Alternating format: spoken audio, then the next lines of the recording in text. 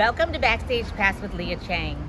Today, I'm at La Mama, where Mayi Theatre Company is producing the world premiere of Daniel K. Isaac's Once Upon a Korean Time. On this edition of Backstage Pass with Lia Chang, I'll be chatting with my friend Daniel K. Isaac, a queer Korean-American actor and writer based in New York City, who recently made his playwriting debut with his epic new play, Once Upon a Korean Time, commissioned by Mayi Theatre Company and presented for a limited run at La Mama. Directed by Ralph B. Pena, the play mixes traditional folk tales with the horrors of the Korean Wars. The cast for Once Upon a Korean Time includes Sonny Brown, Sasha Diamond, David Lee Hyun, Teresa Avia Lim, John Norman Schneider, David Shee, Jillian Sun, and Sammy Ma. And I'm still processing, I think, the run of Once Upon a Korean Time. And I feel full in a good way, like very grateful and filled up, and also grieving, that post-show. Sure. Oh no, absolutely. Yeah. I mean, this process for you started for Once Upon a Korean Time started in 2017. Yeah. Right? The first pages reading, if you will. Mm-hmm. So what has it felt like to go from page to stage? Right? Especially in this time of being an Asian American theater maker. Yeah, it's wild. Mm-hmm.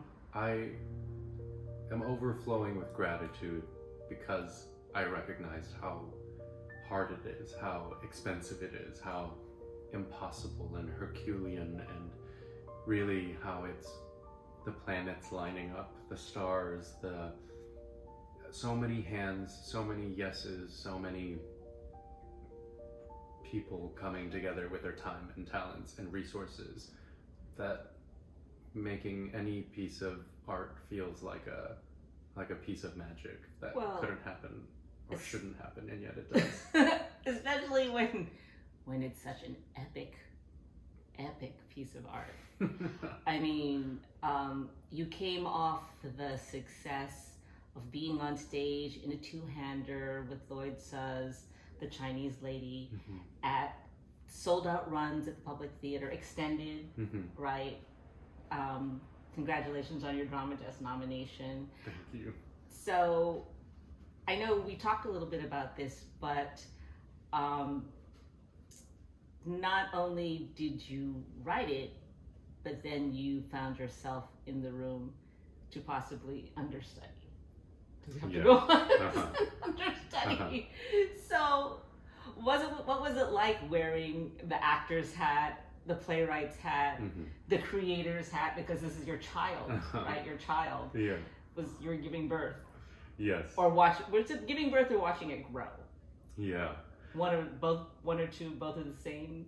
I asked a bunch of playwright friends and playwright/actor multi-hyphenate friends for advice, and one of them, I remember saying to me, she said, doing a play is like giving birth, and you either have drugs, or it is a completely natural birth, or it's a C-section with drugs or no drugs, but no matter what, it is truly giving birth. And I feel like I felt all the stages of that at some point.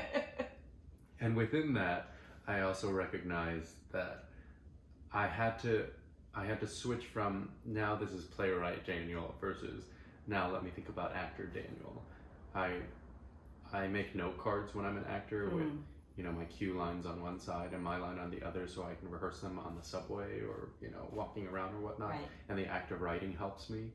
And so I knew when we had worked on a scene and I was sort of done rewriting it, or that we wouldn't adjust it too much anymore, then I would make a note card for that track or that character. But luckily, I never had to go on. I do think Mayi Theatre Company helped subsidize my paycheck. You know, playwrights aren't paid for their time in the room, which is a tricky thing. But or for their time right. Right. You just get this lump sum and maybe you get a box office percentage. But otherwise, I do think they took care of me in that I was going to be in the room and they paid for it. And it helped cover, you know, the safety protocol of COVID and, you know, whatnot, that we had a male and female understudy. Mm-hmm. And well, I cannot thank... Sammy had to go on 3 times. I'm very grateful to John Norman Schneider, Dave Shee, and David Lee Huynh for taking care of their health, for being so mindful and cautious, COVID cautious. I think Betsy, our COVID compliance person, who really took care of us. And I also am so grateful for Sammy Ma that she went on for 3 of the 4 female tracks, which is just incredible. And some of them with less than 24 hours notice and always off book, which is just a miraculous She's a rock star endeavor. Yeah. But that opening night, I was very nervous and also very full of gratitude. And to have the occasion to dress up and go out for drinks beforehand and have my chosen family there and my biological family, my cousin who flew out to see opening night and represent on behalf of my family who most couldn't or did not come. And so it was a roller coaster, and I'm just very grateful that you were able to photograph it and capture it, because I needed those pictures after the fact to be able to digest, these people were there, these friends were there, and that person said this kind of thing, or gave me a great hug, or ran and got me a drink, and I'm so grateful for that evening and that experience, and that you were there to hold my hand. Now you also had a special gift. Yeah, my cousin not only flew a red eye from the opposite side of the country, she lives in Washington State, and her and her mom, my aunt, had a custom hanbok made, a traditional Korean garment that I didn't know about until Ralph, our director, was saying how he wanted to wear a hanbok for opening. So then I made a Facebook post, I think, asking for hanbok rental recommendations.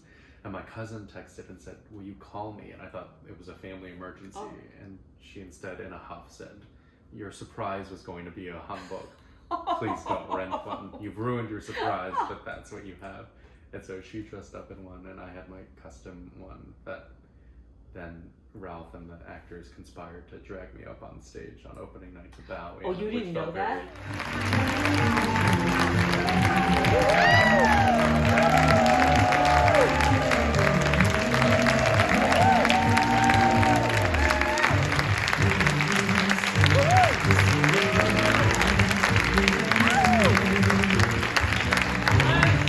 Thank you so much for joining us on the opening night of the world premiere of Once Upon a Korean Time. If you would kindly indulge us, help us welcome the playwright himself, Daniel K. Isaac.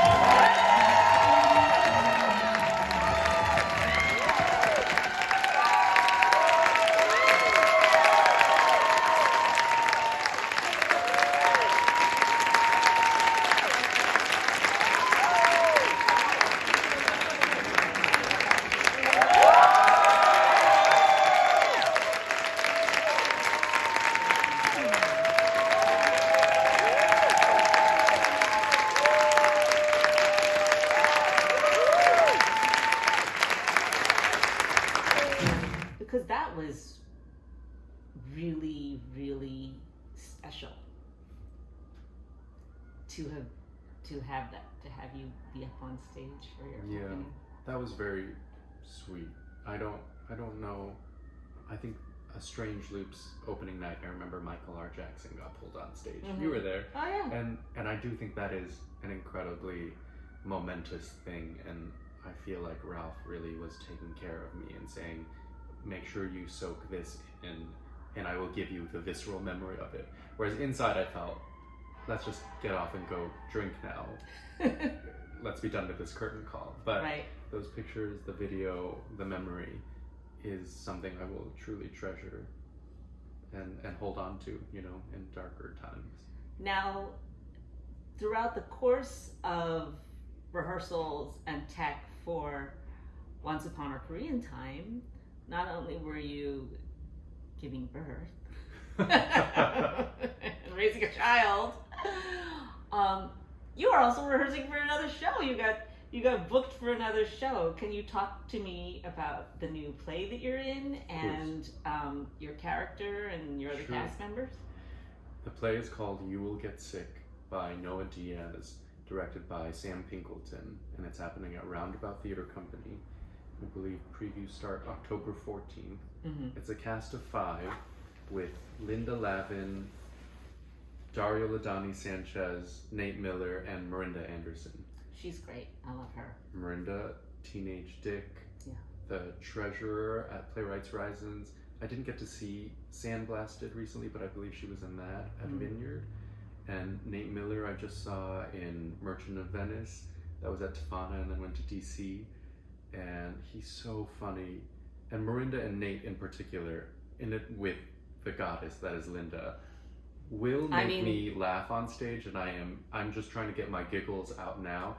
Despite the title, You Will Get Sick, it is actually a hilarious comedy, also full of heart and incredible pathos. But these clowns are making me laugh every single day, and normally I have to split my mind from, do I need to practice not breaking because of their comedic genius, or do I need to just get the giggles out now so that I don't break in front of an audience? Right. And I am unsure which strategy I should be following right now. All that to say, they're so funny. Dario is so funny too, but it's a different character track that I don't want to spoil. So who do you play?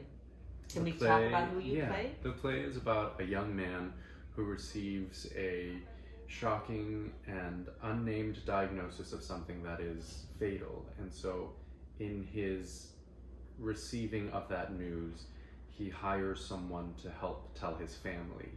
And the woman he ends up hiring is Linda Lavin, and I play the young man who is sick, or sickness is changing him. So you're the star of this play. I would say it's an ensemble piece. An ensemble piece, but you just talked about a person who is hiring a yes, person. There is a so you are story the person around these two in people. question. Yes. Okay. And I will only posit that I don't leave the stage, which is a new experience for me. And I don't know if that's a spoiler. No, but that's just an actor thing. I feel like Shannon Tayo in The Chinese Lady, where you have to think about, what do you do when you don't leave this stage? And the incredible stage management team at Roundabout, I think week 1 approached me and said, we notice you drink lots of water in rehearsal. Stop. No, they were saying, we notice you hydrate a lot, so we're starting to pencil in when we can sneak you one of those water bottles with a straw in it so you can hydrate while you're on stage. Which I've never felt more taken care of than with that sort of note and question being positive to me.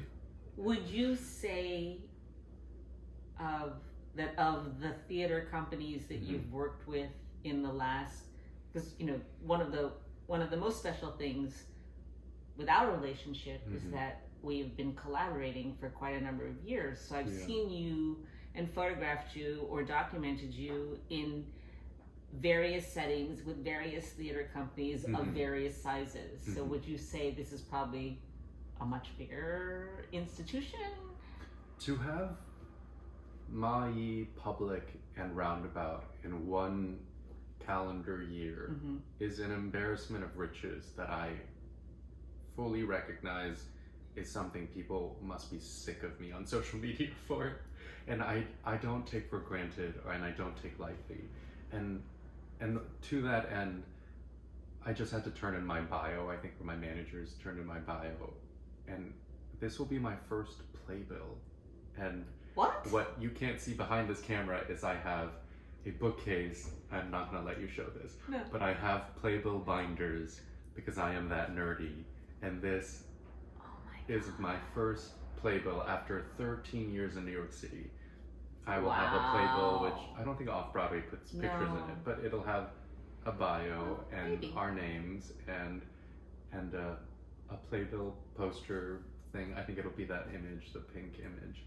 And Well, also part of it, of not having a playbill until now, is not just the size of the institution, it was also COVID. You know, we had and digital, yes. we had And I'm QR pro codes. saving trees. You know, Mhm. I hope playbills are made on recycled paper. I don't know, but for a personal landmark, I do recognize that it means something to me that I, as a playbill collector, since I moved here in 2009, and I visited for my first time in 2008. So I have playbills from 2008, and it is now our dear Lord's 2022, and it'll be my first playbill. So that feels like a new landmark thing. Okay. You've also been balancing Billions Mhm. and a new movie Oh yeah. with Julie Halston, Oh yeah. who is a friend. She's So amazing. do you get to share a little bit about Yes. either in both? Uh-huh. Because you play Ben Kim on Billions. It's been a number of years, and you've talked about, and I've seen where they've incorporated your Korean-ness in. Mhm. So I'd love Yeah. to hear you talk about how that has happened with the writers. They've always been very amazing. The Billions creators, Brian Koppelman and David Lavin, have been so great about checking in on my Korean American identity for sort of an authenticity parallel or a truth barometer with the character. And they would ask, you know, what's a Korean dish that you loved your mom cooking for you? And I would give a list, and one of them was gorigomtang, which is oxtail soup that I really love, and it's one of the few recipes my mom taught me to cook. And You make it? not in a long time, but I know how to. And I love oxtail okay, soup. I will make it this winter. We'll add it to the to-do list.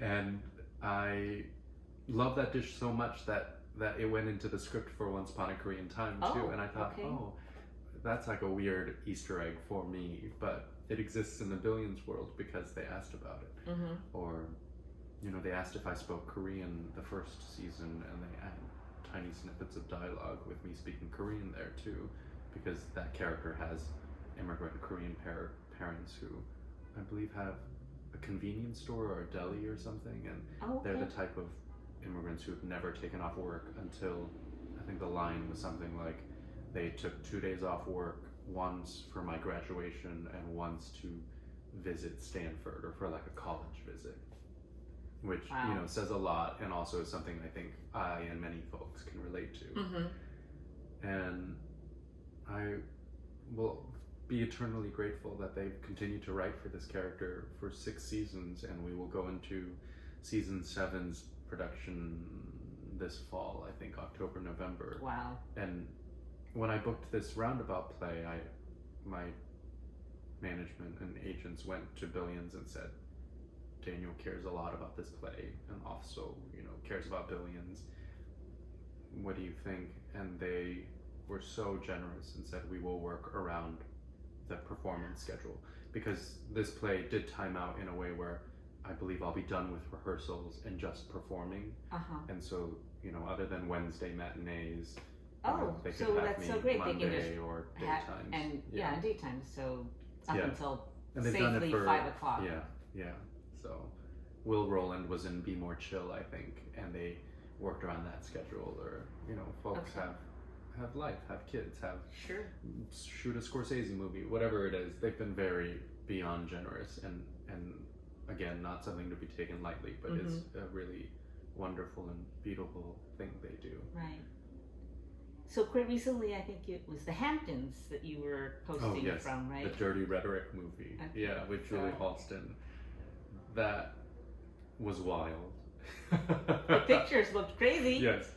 The cast, I think it's a size of 7 or 8. It's a very small cast film, and they're being very COVID cautious. So I left one of the early rehearsals of Once Upon a Korean Time, I believe the first week of rehearsals.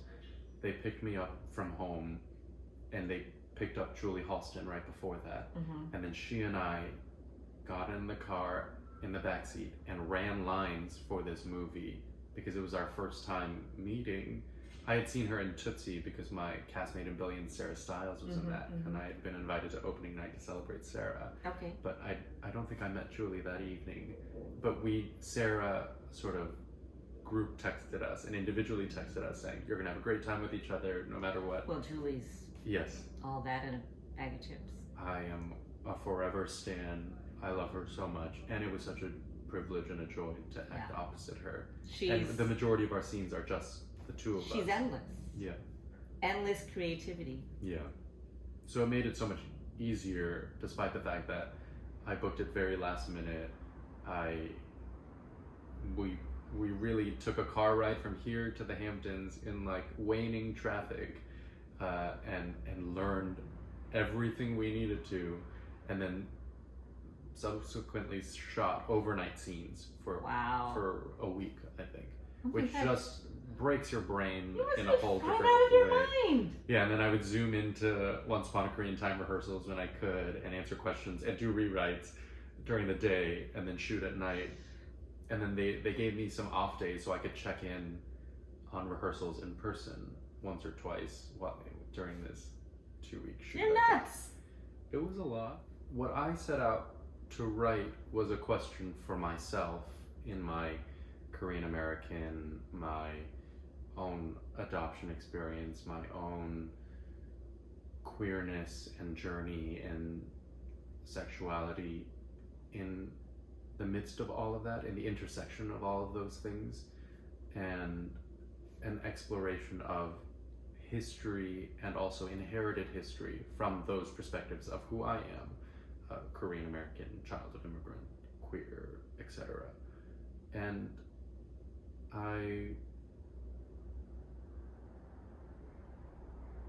instead of saying what I want the audience to take away, other than offering what my initial inspiration or impetus for writing, what has really been very moving for me is to see a queer Korean adoptee respond to the play, and a non-Asian American or non-recent immigrant backgrounded person, not in their immediate generation or 2 generations of history, of family history, respond and have their own visceral reactions or points of empathy, despite not being, say, Korean American, or queer, or adopted. And so that, to me, is a really wonderful thing that I don't know that I ever set out to do, other than I do love theater so much, and I do love the community of theater, of going to the theater, and of experiencing it together. And so to have the opposite ends of the spectrum, say, respond with empathy, with what moved them or what made them laugh or where they could see themselves in the play, was a really surprising gift that the audience then gave to me, rather than me prescribing what I want the audience to take away. And I don't know that I could ever I'll put it this way. I worry that I'll never be able to do that again, because this one tackled so much history, and this one was so very personal and also so not very personal, but had, these Korean folk tales. And this is just me letting go of my fear by speaking it, but I worry that this range of experience won't happen the next time. But I'm so grateful that it did in this experience. So if you were going to describe to somebody who's never seen Once Upon a Korean Time, who missed the critically acclaimed run at La Mama, what it was about, what would you say?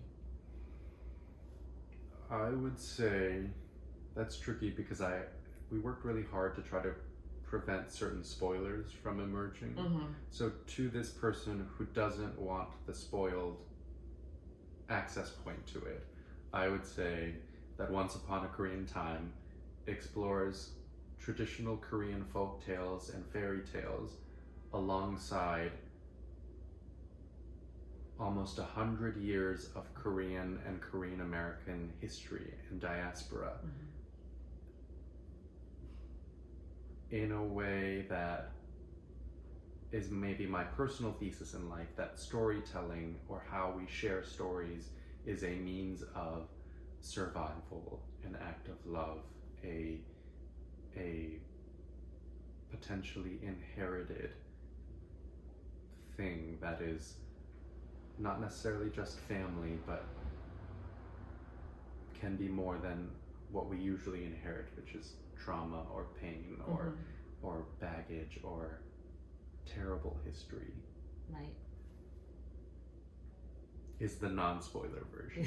I feel like we shouldn't have to advocate for our humanity, and yet, because we are still advocating for it, how lucky we are in this community to see ourselves represented in these multitude of voices, and that hopefully that representation, those stories, are access points that are unnecessary reminders of humanity, but maybe more so for the individual communities to get to see themselves represented in the fullness of their humanity, and that they get to just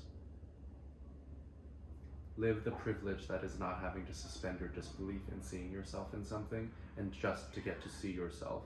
And what a gift that is, and how wonderful would it be if that happened more often. Right. And what a nice season we have in which it is happening, and I just look forward to more of that, so that the onus of representation or the need to encompass the whole or shoulder the burden of all isn't there, and we can just live in specificity and idiosyncrasy and the plentitude of, rather than needing to be the all. Right.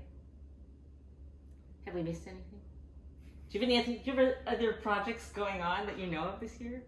Or are you just trying to get through the next month? Yep, I am taking it one day. Oh, because then you start shooting Billions. One day at a time. Just one day. What do I have to memorize for tomorrow? That's what I'm doing. Yay! Yeah. So your first preview is October 14th Yes. at Roundabout Theatre at the Laura Pels. And opening night is November 6th. Is election day November 8th? So I think we're November 6th, I want to say. Okay. Yeah. Thank you.